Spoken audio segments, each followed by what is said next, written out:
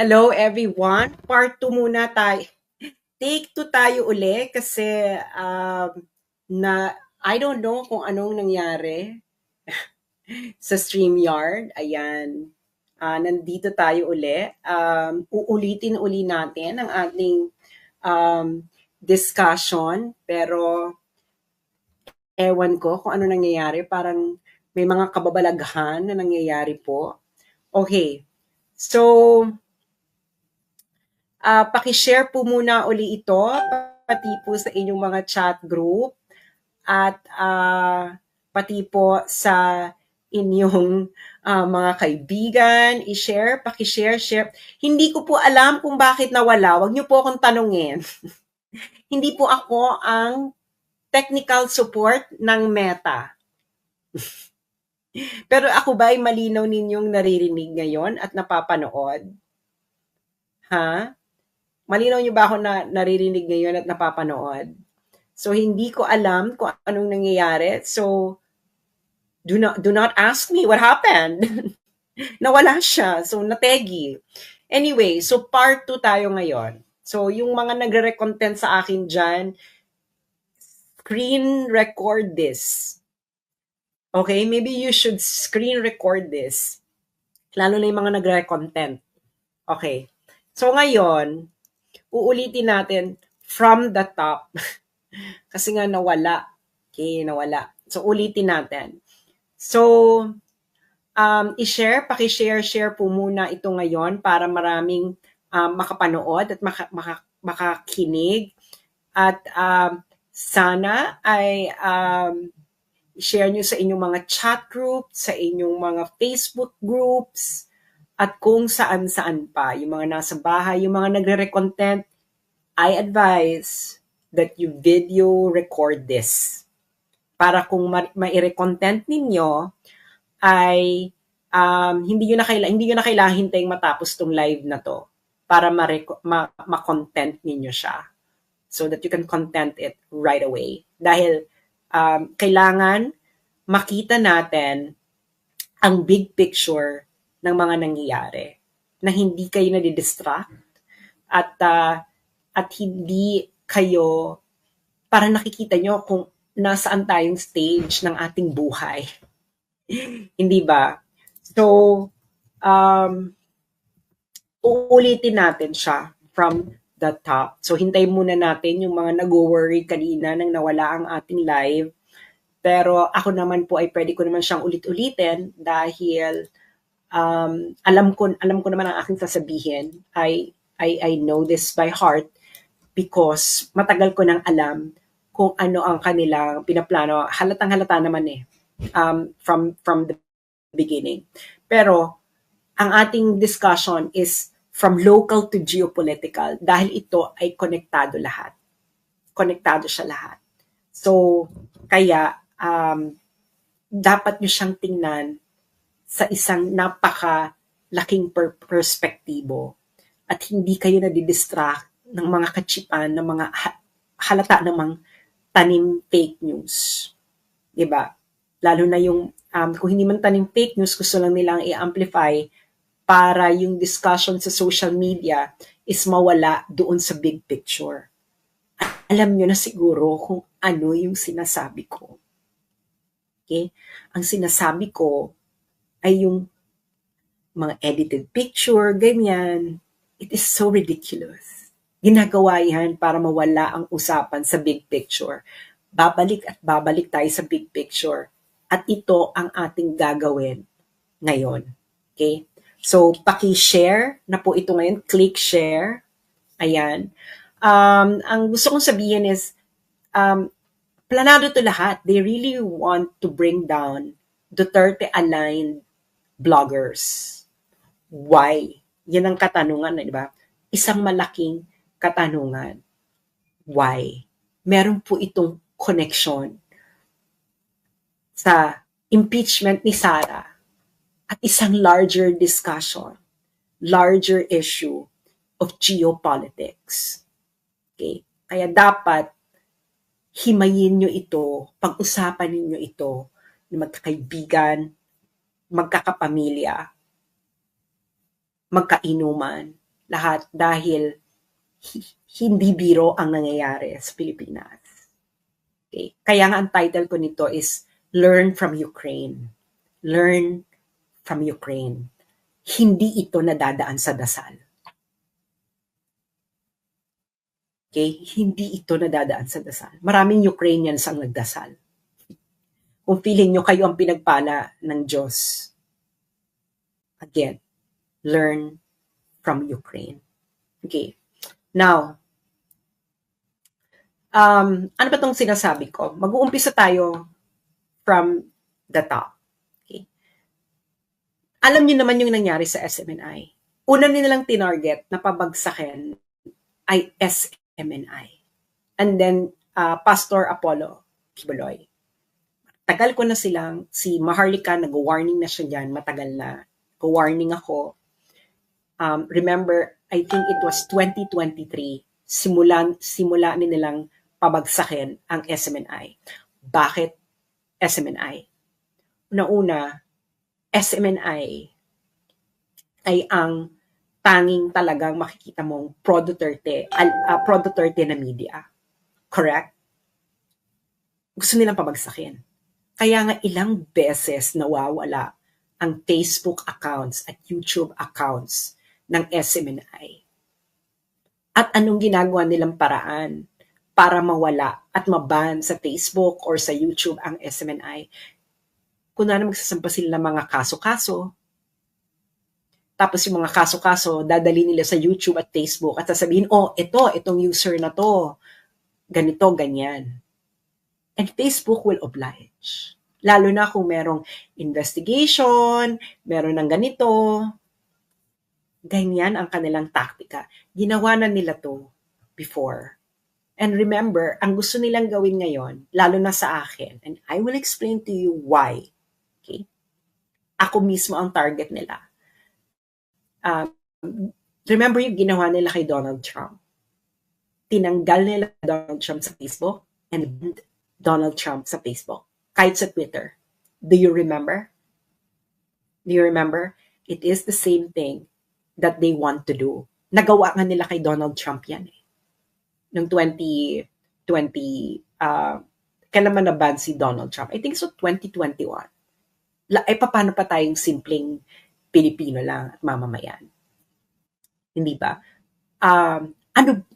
May himay-himay nyo itong lahat. Okay? I-discuss ko ito ng paunti-unti. Uumpisahan na ngayon natin sa sinulat, may battle plan talaga sila because katulad na rin ng nireport ng Rappler. Okay? This is a report by Rappler. January 16, 2025. Okay? January 16, 2025. Ang title, Decoded, Duterte's social media army, very much alive, roars to defend and battle Sara Duterte. Okay. So, they recognize na talagang hindi nila kaya ang Duterte-aligned bloggers and their influence. Okay. Siyempre, kailangan ko na magbayad. Kanina hindi ko naman kailangan magbayad. So, dito sa article na to, okay, na-recognize nila na outnumbered sila. Na halimbawa ito,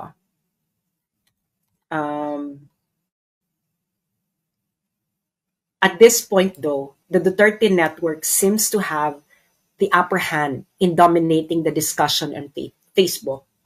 Okay. Ayan ang kanilang recognition na nagdo-dominate ang mga Duterte supporters, Duterte bloggers, tayo ang nagdo-dominate sa Facebook. Okay? And then, syempre, sino ang special mention nila dito na blogger? Ako. Okay? Ako yung kanilang special mention. So, you know that there is a target behind my back. At Rappler yung naglalagay na ako talaga yung pinangalanan nila yon. That's not a coincidence, no? That's not a coincidence. Bakit? Ang Rappler po Okay? Ang Rappler po ay isa po ito sa mga recipient ng National Endowment for Democracy grant or NED. NED. Grant recipient sila niyan. Si Maria Ressa ay official ng NED. Okay, papakita ko sa inyo. Para with tama? NED. Nobel Peace Prize winner Maria Ressa joins World Movement for Democracy at NED as chairperson. So na-appoint siyang chairperson sa National Endowment for Democracy. October 3, 2022. Okay. Alam niyo na. Alam niyo na. Okay. Now, ano ba yung NED? Okay. Siyempre, ang uunahin na muna natin is isang discussion of NED or National Endowment for Democracy ng isang galing mismo sa United States. Okay? Siyempre, doon muna tayo mag-uumpisa kung ano tong NED. Binatikos na rin ni Elon Musk before itong NED, pero hindi pa niya itong magalaw, yung NED. Ang nagagalaw pala niya is USAID. Okay. So, halimbawa ito, noong February 3, 2025, Elon Musk, sabi niya, NED is a scam. Pero hindi pa niya magalaw. Bakit mahirap itong galawin ni Elon Musk? Dahil, pakishare muna yung mga karating lang habang hinahanap ko pa yung renewal. Yung mga nagre-content, anuhin nyo na lang ito, video capture nyo na lang din bago kayo mag-antay na matapos ito. Okay. So, ito ay sinulat ng Center for Renewing America. So, sino ba itong Center for Renewing America? This is an American NGO. Okay? And this is based in the United States. Asan ba ang contact nito? Who we are. Okay, so it is a NGO based in the United States, and ang office nila ay ano nakalagay na office, but this is a base in the United States. Okay. Now, meron silang sinulat about National Endowment for Democracy. Okay. So, ang nagsulat nito is a CRA staff, Center for Renewing America, the National Endowment for Democracy, and an NGO system actively undermining America. NGOs have become the vanguards of progressive orthodoxies. Many of these quasi-independent organizations fuel woke and weaponized ideologies and a whole-of-society approach that steers government resources towards radical progressive priorities. So, this is an American organization, ha? Sila lang nagdi-discuss. So, sino tong NED? Okay, NED, National Endowment for Democracy. It was created in 1983. At the height of the Cold War, NED was conceived by former CIA Director William Casey and former CIA operative Walter Raymond Jr. Ibig sabihin, binuo siya ng CIA noong Cold War. Para saan? Okay? Kasi, itong ginagawa ng CIA, may secret. Meron ding hindi secret. Yung hindi secret na ginagawa ng CIA, ang gumagawa nun, National Endowment for Democracy, para magmukha siyang legitimate. So, anong ginagawa ng NED, National Endowment for Democracy, para magmukha siyang legitimate na work sa ibang bansa, hindi siya espionage. NED accomplishes this through the dispersal of grant monies to favored and well-connected interests abroad. This dynamic purportedly allows activities to maintain an air of independence from official U.S. government actions. So, ibig sabihin, Nagpa-fund, kunwari, hindi US government yung nagpa-funding. Pero ang nagpa-funding talaga ng National Endowment for Democracy is US government. So magpa-fund ngayon sila ng mga NGOs. Okay. So anong connection? Meron ditong discussion, yung Center for Renewing America, nang ginawa ng NED. Okay? Um, training and financing key political movements in Egypt, Yemen, Libya, and other nations that sparked the so-called Arab Spring. Uh, in 2011, directly contributing to the geopolitical turmoil that has engulfed the Middle East over the 13 years. This is a discussion of Center for Renewing America. This is a think tank, a conservative think tank based in the United States. Anong di-discuss ito? Among the groups unintentionally empowered by NED's pro-democracies meddling in the Middle East are radical jihadists like the Houthis in Yemen, the Al-Nusra Front in Syria, and the Islamic State, otherwise known as ISIS in Syria and Iraq. Eto na, pupunta na tayo sa Ukraine. NED served as the tip of the proverbial spear for heightened CIA and State Department efforts to foster political revolution in Ukraine. So yung steady stream of NED grants to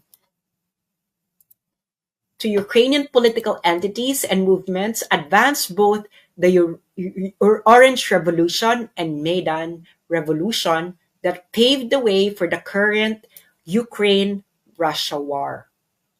So sinong pinandingan ng CIA founded NED sa Ukraine? Ito sabi ng Center for Renewing America, na isang think tank, conservative think tank sa United States.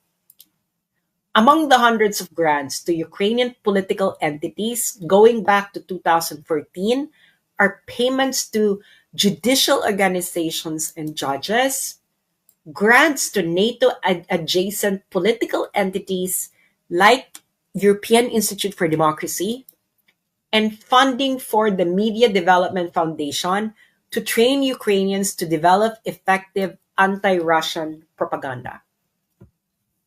Nagigets yun na. Ang nagsulat nito ay isang conservative think tank sa United States, ang Center for Renewing America. So yun ang kanilang pinandingan. Okay. So, ito pa, bago daw kinlose ng NED ang kanilang mga grants searchy, kasi dati pwede mong i-search kung sinong pinafundingan nila. Ang data daw nila, ang nakalagay is tens of millions in US dollars to Ukrainian entities and anti-Russian interests in Ukraine with more than 330 unique grants. During the height of the Orange Revolution sa Ukraine, yung NED daw infused, ibig sabihin nagbigay ng more than 2.3 million US dollars directly into anti-Russian institutions and activists, including the activist arms of Ukrainian political parties and George Soros Open Society foundations, in support of preferred candidate Viktor Yushchenko. NED's funding streams, ibig sabihin yung mga funding daw ng national democracy para sa mga anti-Russian activists and institutions ay nag-increase ng 52% the following year to more than 3.5 million US dollars hanggang matapos na yung Orange Revolution. And we all know what happened to Ukraine. Okay? We all know what happened to Ukraine. Now, I'm going to discuss to you the structure ng National Endowment for Democracy. Okay. Lahat ito ay magkaka-connect later para nasusundan nyo. So, may pop quiz po tayo mamaya. Sana maghanda po kayo ng 1/4 sheet of paper. 1/4 sheet of paper para kayo ay handa later sa ating pop quiz. Okay. So, ang next natin na NGO ay ang Swiss Policy Research. Okay? So, ang Swiss Policy Research ay isa itong um, independent, non-partisan, and non-profit research group investigating geopolitical propaganda. Okay. Now, I believe, so ano sila? They are investigating different propaganda. And one of them is the U.S. National Endowment for Democracy, and which is a CIA, tinatag yan ng CIA. Okay. Now, makikita nyo, inulit-uli nila, the National Endowment for Democracy, or NED, was founded in 1983 by U.S. Congress as a private nonprofit foundation dedicated to the growth and strengthening of democratic institutions around the world. CHAR. Okay? Sabi nga nila, as NED co-founder Alan Weinstein famously explained in 1991, a lot of what we do today was done covertly, ibig sabihin secretly, 25 years ago ng CIA. At ang mga activities nila ay information operations, subversion, and regime change campaigns. Kaya di ba nung panahon ni Duterte, grabe yung panawagan ng regime change, tatanggalin si Duterte sa pwesto. May funding kasi. So pupuntahan na natin yung pinafundingan nila sa Pilipinas. Okay. Ito, halimbawa yung sa Hong Kong protest, a lot of the organization na involved dyan na nag-organize ay funded yan ng National Endowment for Democracy. So kita mo sa China, ang dami nilang pinafundingan. Di ba? Ang dami nilang pinafundingan na China-related. Karamihan dyan pinasalan ng China. So ngayon, sa Pilipinas, ito ang kanilang pinafundingan. Kaso ang data lang nila nito hanggang to 2019 lang. Pero at least makikita nyo na yung kung sino-sinong pinafundingan nila. Caucus of Development NGO Networks. Ilista nyo para malaman nyo kung sino mga bumubuo niyan. Center for Media Freedom and Responsibility, Center for Youth Advocacy and Networking Incorporated, Generation Peace Youth Network, Initiatives for Dialogue and Empowerment through Alternative Legal Services or IDEALS, International Center for Innovation, Transformation, and Excellence in Governance or Insight Gov, Mindanao Institute of Journalism Incorporated, People's Alternative Studies Center for Research and Education and Social Development or PASCRES, Philippine Alliance of Human Rights Advocates or PARA, Philippine Center for Investigative Journalism, Pilipina Incorporated, Rappler, Republika at Demokrasya, and Veripiles. So, si Rigoberto Tiglao, na-document niya yung ilang years yung na-document ni Rigoberto Tiglao na pinafundingan ng CIA-founded na National Endowment for Democracy. Okay. So, syempre, Rappler, nag-gets yun na yung connect. Rappler, funded ng CIA na ng NED, ng National Endowment for Democracy, na tinaguyod ng mga CIA. And it's recognized all over the world na ang National Endowment for Democracy ay CIA. Okay? Now, sino ngayon yung gustong magpabagsak ng mga Duterte-aligned bloggers? Rappler. Okay. Bago ko i-discuss tong dalawang documents na to, gusto ko muna ipakita sa inyo yung structure ng National Endowment for Democracy para makita ninyo yung organization. Okay. So ito ang kanyang structure. So merong National Endowment for Democracy, tapos may 4 na sangay. Ang International Republican Institute, okay? Ilista nyo, dahil meron tayong pop quiz mamaya. Ilista nyo yan. May pop quiz tayo. International Republican Institute, Center for International Private Enterprise, National Democratic Institute, at Solidarity Center. Okay? Itong Solidarity Center, ito yung mga nagbibigay ng funding sa mga workers organization. Yung National Democratic Institute, dito pinapadaan yung pera para sa mga liberal and woke na aligned organization sa ibang bansa. Itong Center for International Private Enterprise, ito ang pinagdadaanan ng pera para ma-fundingan ang mga small and medium enterprises and any businesses na nangangailangan ng funding. Of course, outside the United States. At the International Republican Institute, syempre, kailangan cover mo lahat. Cover mo yung woke, cover mo din yung conservative. So, alam nyo na ang structure nila. Okay? So, tandaan niyang International Republican Institute. Okay. Bakit matagal ko nang alam na tatargetan ako? Okay. Kasi, yung NED-funded, okay, yung International Republican Institute. Nagigets niyo yan? Nakita niyo? International Republican Institute. Okay. Kita niyo na. International Republican Institute.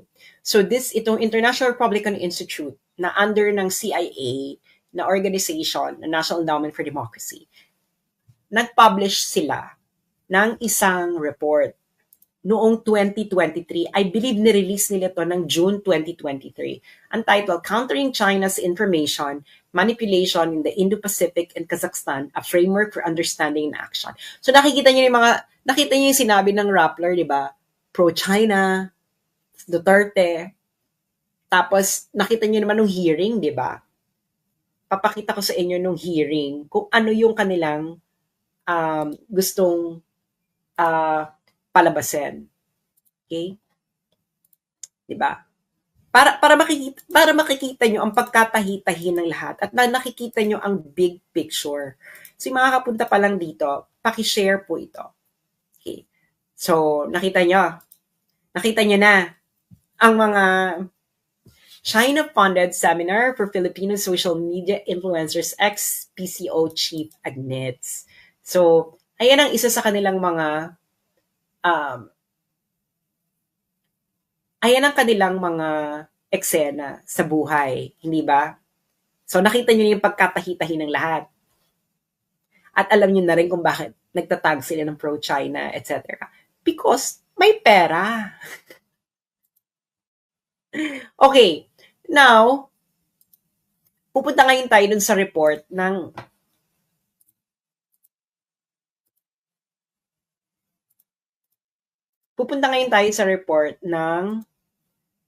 International Republican Institute. Again, ang International Republican Institute, ano ang ganito class? Ang IRI, sangay siya ng ang IRI, kung natatandaan ninyo. Sangay ng anong organization ang IRI? Please write in the comment section kung natatandaan nyo.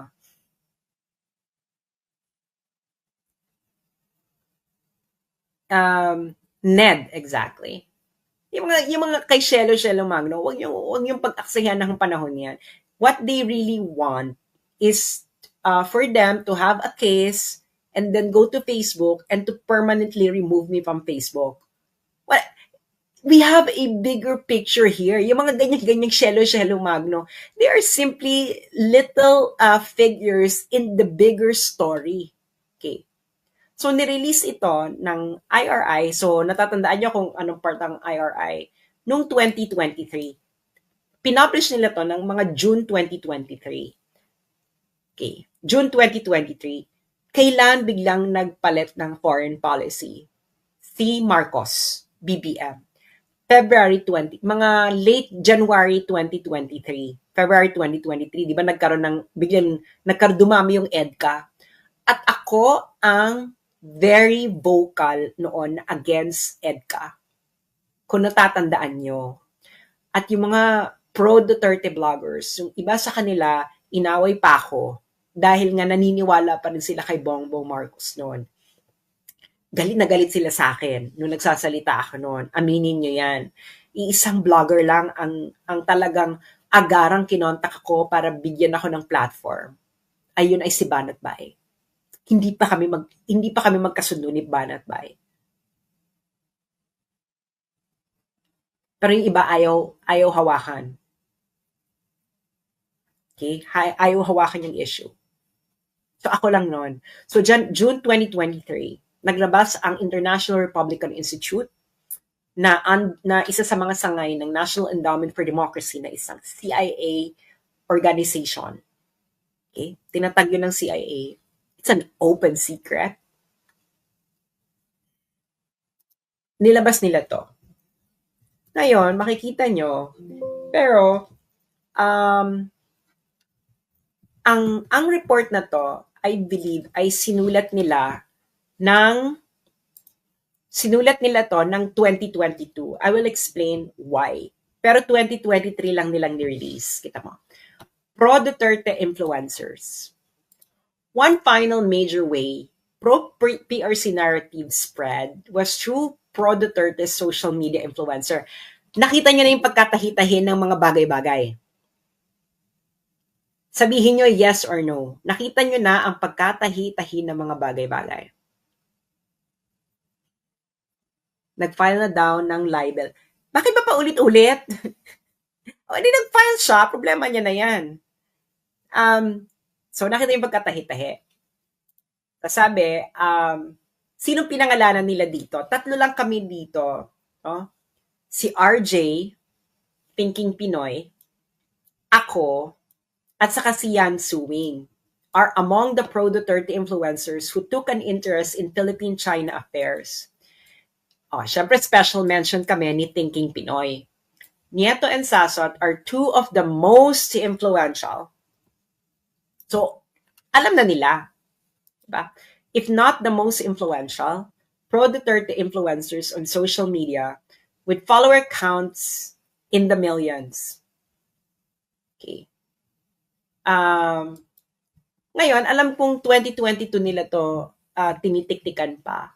Kasi itong post ko na to, na feature nila, ako talaga yung feature nila, di ba? Sabi ko kasi, for two consecutive presidential elections, the Filipino people defeated the CIA's candidates because I thought na si Lenny lang. Kasi si Lenny, yung organization niya, naging funded ito ng IRI. Meron silang partnership. Yung NGO ni Lenny, I think it's the, if I'm not mistaken, it is the Jesse Robredo Foundation. Yung Jesse Robredo Foundation, or Angat Buhay, whichever of the two, nagkaroon ng partnership sa International Republican Institute na again, under ng National Endowment for Democracy.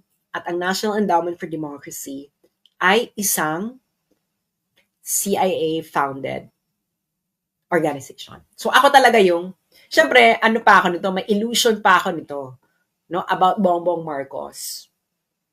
Pero after iba ng foreign policy, si Bongbong Marcos February 2023, at nagsalita ako against this, inilabas ngayon ito ng National Endowment for Democracy. At syempre, ako ang bida. Diba? Ako ang bida. Ngayon, si RJ's, feeling ko talaga, 2022 pa nila to sinulat, 2023 lang nila nilabas. Kasi si Thinking Pinoy nandito pa. So, hindi pa nagmamanifest talaga na si Thinking Pinoy ay sumakibilang parlor na talagang tuluyan. Okay. So, this was 2023. 2023 tong report na to. Okay. Ngayon, recently, 2024 lang. 2024 lang. Ang naglabas naman ng report ay, ano yan? USAID. At ang partner nila is yung Internews o media again. Itong Internews, kung makikita nyo, may parating pina-flash na quote card ang News 5, yung Mogato. Siya yan behind dyan sa Internews, si Mogato. So, USAID, di ba? Nirelease to ng August 2024. Yung Internews, funded yan ng USAID. Okay. So, ngayon, ano ngayon ang agenda nitong report na to? So, yung kanina 2023, nirelease ng June 2023. Ito yung pinakabago. Nirelease ito ng August 2024. So, sino ang nag-funding? United States Agency for International Development. Hindi ba? So sabi, it does not necessarily reflect the views of USAID or the United States government. Siyempre, etos garbanzos. Sila nag-funding. Okay. So ngayon, ang eksena ngayon dyan, okay, pupunta ngayon tayo sa, eto na, Pro Duterte's social media accounts. Siyempre, ako na naman, no? Ako naman ang nandito. So, kung bibilangin nyo, halimbawa ito, coming to the Vice President's defense, X and Facebook accounts circulated a screenshot of a tweet by political blogger Sas Sasot referring to Oplan Destroy Inday, a purported campaign to tarnish Inday Sara Duterte's image. So, makikita mo na, bakit ibig sabihin kasi ng purported, gawa-gawa lang. Ito kasing Oplan Destroy Inday na to, na sinasabi ko nag-exist, ito yung nag-uumpisa nung 2023. Ngayon, sabi nila, purported lang daw. Etos, parang ganyan. So, alam nyo na. Diba? At ang report na ito ay pinondohan ng what? USAID. Okay. So, ilan beses nila ako ditong pinangalanan? Ako yung pinakamarami nilang pinangalanan dito. So, 1, 2, di ba? 2, 3, 4, 5, and 6. So, 1, 2, 3, 4, 5, 6. 6. So, talagang bonggang-bongga, super bongga. So, ako talaga yung, ayan na naman, pro-China, etc. At sinong funded nito? USAID. Alam naman natin ang iringan ng US ngayon at ng China. USAID. So ngayon, naiintindihan nyo na ngayon, I hope naman, natahi-tahi nyo na kung anong nangyayari. Diba? Now, bakit ako ang target? Bakit ako ang target nilang pabagsakin? Sinasabi ko na sa inyo, mag-subscribe na kayo sa Substack ko because it will just be a matter of months before nila ma-convince ang Facebook to permanently delete me from Facebook and ban me. Nagawa na nila yan before sa ibang personalities.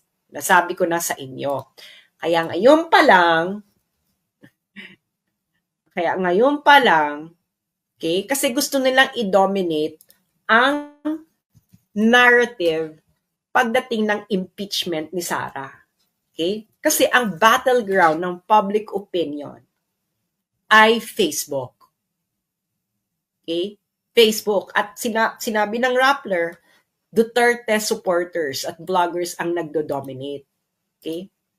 So, patalastas lang, ito, i-download nyo na tong Substack. Itong makikita nyo, yan ang Substack. Sulat nyo na. I-download nyo na yan. App yan sa Google app or Apple app. Okay, Substack. Sulat nyo na yan. Palalakihin ko para makita nyo. Substack, yan ang pangalan niya. And then, pag nandiyan na kayo, hanapin nyo ako. Diba? Hanapin niyo ako. At ang aking pangalan sa Substack, ang aking account sa Substack ay ay ito. Okay. This one. So, isulat yun na kung sino para hindi na pa ulit-ulit. Ilang beses na rin ako nagpo-post sa Facebook. So, yan, Asian Scholar. At Asian Scholar. Okay. At Asian Scholar. Okay. So, ayan na. Okay. Ngayon, they would like to dominate both foreign policy and, of course, local politics. That's the entire game. Okay? Bakit ako yung talagang gusto nilang pabagsakin ng bonggang-bongga? I'm gonna show you. Okay? Because of my reach. Okay? So, itong aking pinaka-latest na reach. The last 90 days. The last 90 days, ang views ng aking Facebook. Views, ibig sabihin ng views, ilang beses nag-appear ang aking content sa mga news feeds. Okay? last 90 days. Last 90 days, 379,308,749. At previous 90 days, about 99 million. So yung previous 90 days, sobrang laki na. Tapos nung sumunod na 90 days, itong current 90 days, 379,308,749. At ako pa lang yan. And this is all organic. Okay? This is all organic because wala pa akong pambayad. Kahit gusto kong magbayad, naka-disable po ang boosting function ng aking page. Matagal na. So this is all organic. Okay? Ngayon, anong engagement niyan?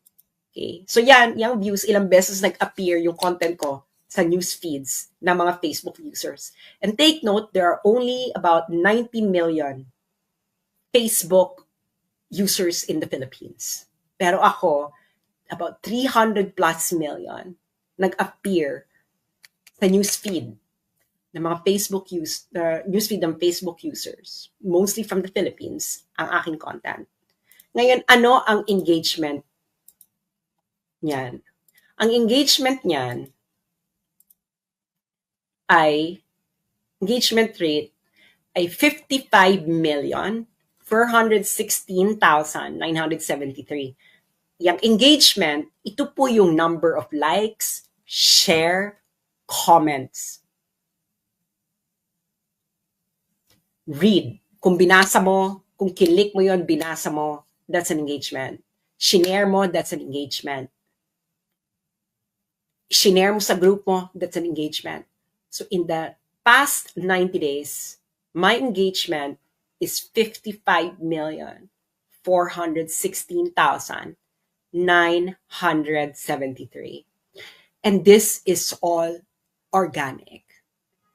Ngayon, kaya gusto nilang targetin at tanggalin ako sa Facebook. Why? Because hindi nila kaya ng ganito na hindi sila magbabayad. At mahal. Ipapakita ko sa inyo ang sample kung gaano kamahal ang gawin niya mga ganyan. Okay. Ito ay shinare sa akin ni Art Samaniego. Okay. Ito ay ang mga top advertisers ngayon sa Facebook. Ang number 1 ay Pilipinas Today. Alam niyo siguro yung Pilipinas Today. Kaya alam ninyo na nagtataka ba kayo kung bakit parating paulit-ulit lumalabas ang Pilipinas Today sa newsfeed nyo? Dahil nagbabayad sila sa Facebook para gawin yon. Alam nyo na.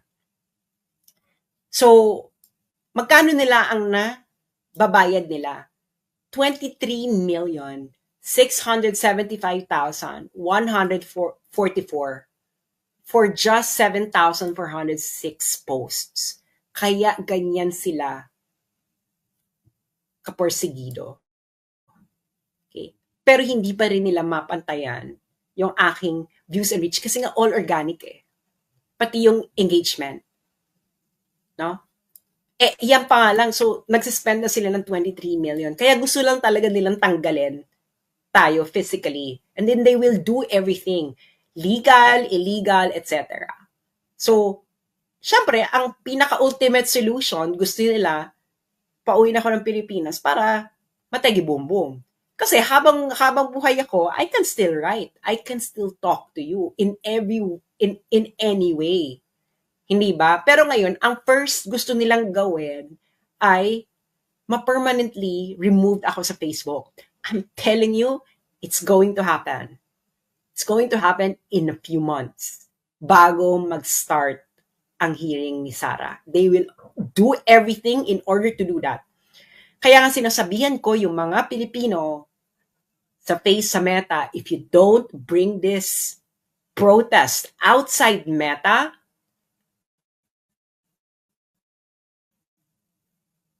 they will dominate Facebook during the impeachment trial of Sara Duterte. So bahala kayo. I'm already telling you. So ano yung mga example ng ads ng Pilipinas Today na nagbabayad sila ng 23,675,000.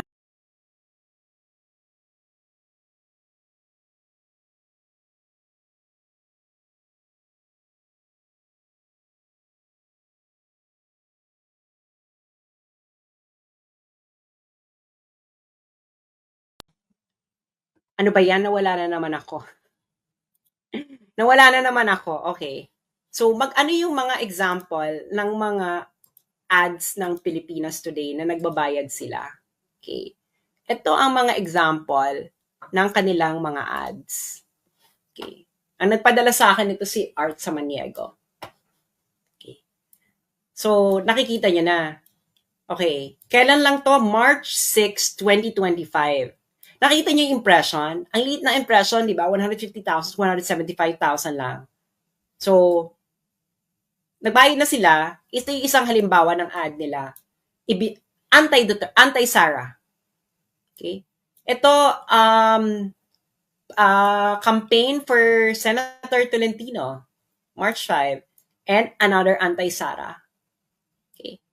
So yan ay may funding. Kaya lumalabas yan sa mga newsfeed nyo, yung kanila, kasi binabayaran nila.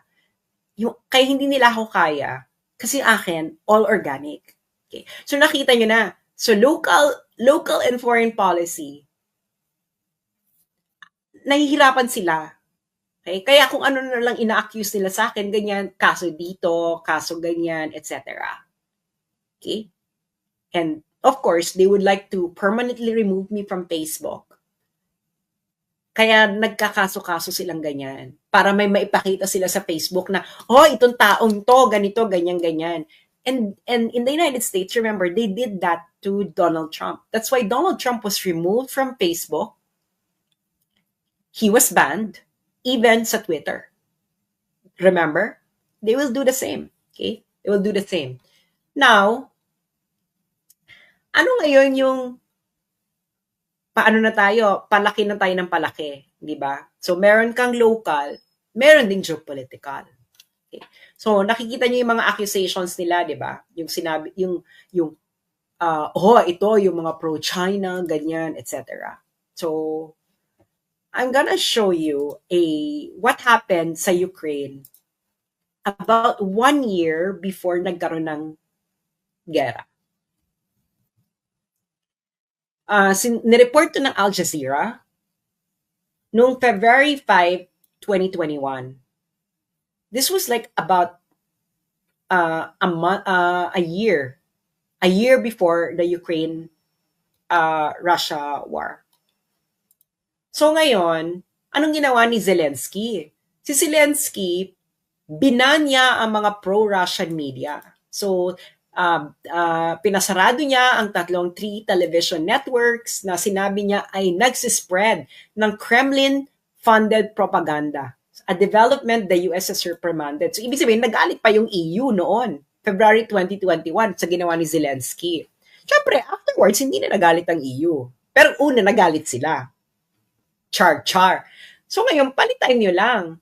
'Di ba? Palitan nyo lang yung Kremlin ng Kremlin is the capital of Russia, capital ng Russia. Kremlin is the seat of power of Russia. So palitan mo lang yung Kremlin ng what? CPC. Russia, palitan mo lang ng China. Same banana. Hindi ba? So, nakita nyo na yung ginawa nila sa SMNI? So, SMNI yung una nilang pinasarado. Ngayon, ang tina-target naman nila, di ba? Hahanap sila, ito ang mga pro-China bloggers. Papasara din nila yan. Daan na sila patungo. Which Zelensky actually did. Pero ang target niya, pro-Russia. Okay? So ngayon, nangyayari na rin sa atin. Kaya ang sinasabi, tagal ko na ang sinasabi na we're going to be the next Ukraine. Kung hindi kayo magising. Kung hindi kayo magising. Sinasabi sa inyo, hindi ito biro. Hindi ito nadadaan sa dasal.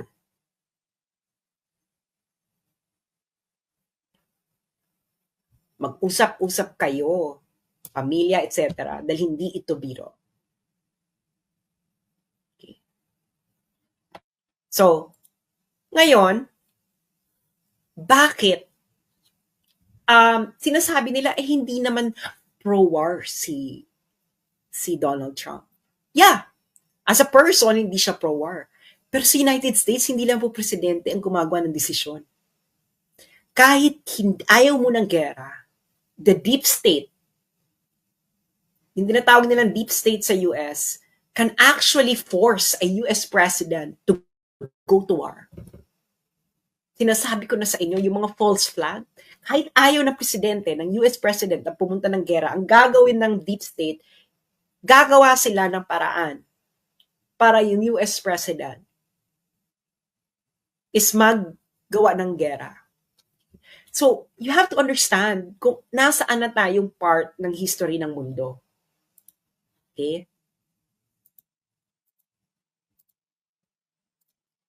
I don't know if you remember this tweet ni President Donald Trump.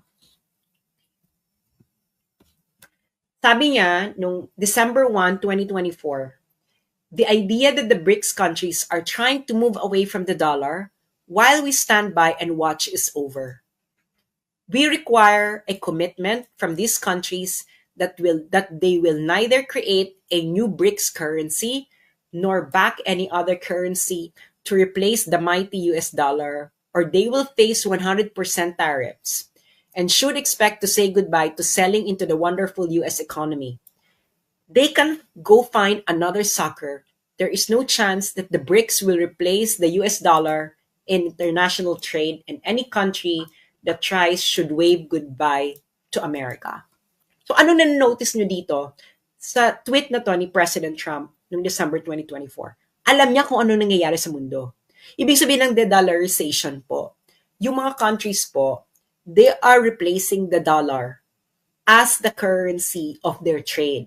So either kukuha sila ng another currency as a common currency like euro, for example, or yuan, or Russian rubles, anything. Parang hindi na sila dependent sa dollar. Kasi ngayon po, grabe ang dependence ng karamihan ng bansa using the US dollar. Ngayon, bakit malaking issue to sa United States? Kasi, ang US dollar po,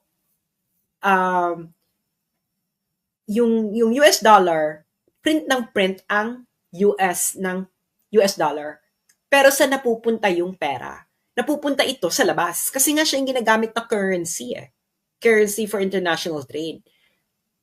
Ngayon, pag nagde-dollarization ka, malamang tataas ang inflation. You can research this. Yan ang number one problem ng United States. As in, grabe ang magiging inflation sa United States.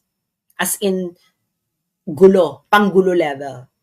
Kaya concern si Donald Trump. Pero pag nakita mo dito, ang tactic lang ni Donald Trump, tariff. Kasi yun yung ano niya Siguro yan na yung pinaka hard approach niya imbes na makipag-gera boom siya. Tariff na lang.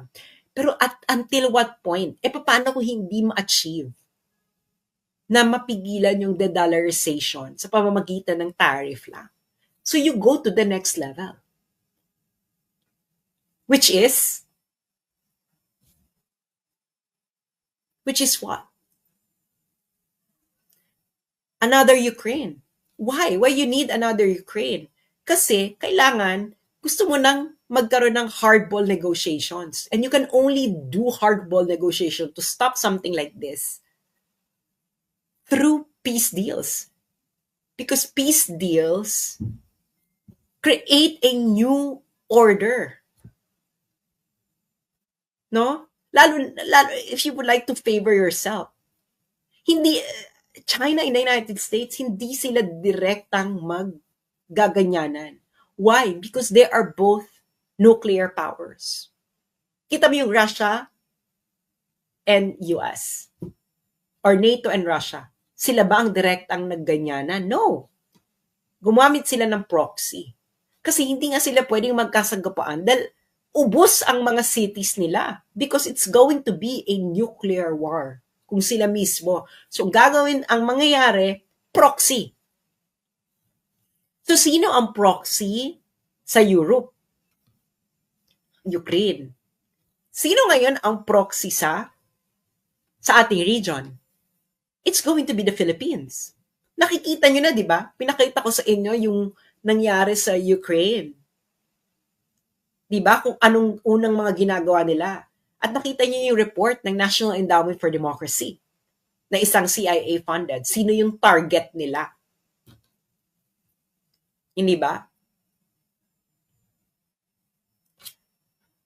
So yun, friends, ang larger picture. This is beyond just what you are seeing. Okay? Hindi niyo to madadaan sa pamimim lang, pa-hashtag lang. We are facing a very dangerous time. Dahil tayo ang bala. Ngayon, sino yung mga gusto nilang tanggalin? Si Sara. Yung mga katulad kong vloggers. Lalo na ako kasi nga yung reach ko. Sino ngayon magdo-dominate sa Facebook? Boses nila. Magdo-dominate sa Facebook yung boses nila. At dahil nagdo-dominate yung kagustuhan nila, then it's very easy for them to sell the notion to the Filipino people that, hey, you need to be in the front lines. And yung mga nagsasabi si Donald Trump, 4 years lang pong presidente si Donald Trump. After Donald Trump, it's going to be a new president. It might not happen in his term. It might happen kung yung deep state sa US magkaroon na ng bagong favorite, or they can force Donald Trump to actually push the Philippines into a proxy site. Dahil nga, we are now moving to a different world order. Sinabi ko na yan ang tanong ko noon, di ba? Kay Bongbong sa Deep Probe. And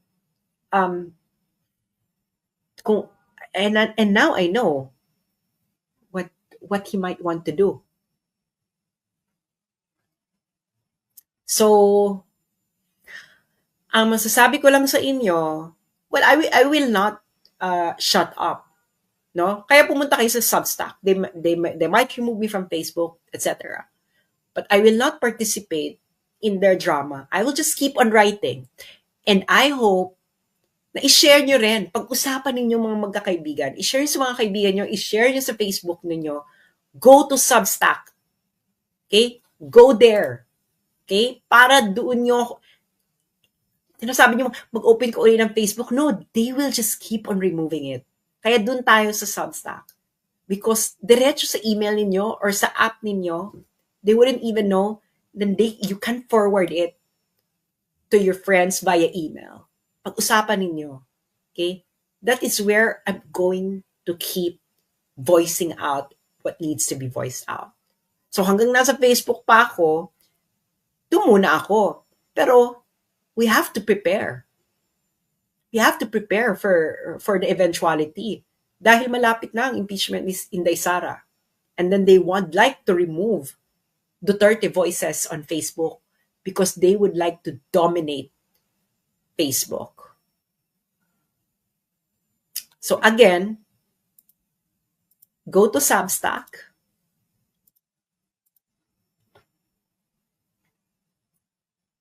Okay? Ito ang aking username. Screenshot nyo na kung kaya ninyo. Substack.